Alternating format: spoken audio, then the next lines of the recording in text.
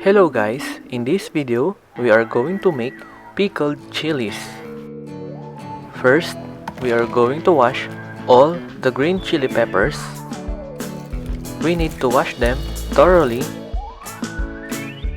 This is to totally remove the dirt.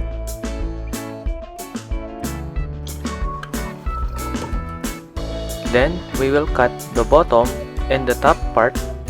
We will cut them all in 1 cm size. Then, we will also remove the bottom and the skin of the garlic. Now, we will add 1 teaspoon of sea salt on the container, 1 teaspoon of ground black pepper, and small amount of cane vinegar for us to dissolve the sea salt first. Then, we're going to mix them until the sea salt is dissolved. Now, add the garlic and the chopped green peppers. Let us add enough cane vinegar to fully submerge the green chili peppers. Seal the container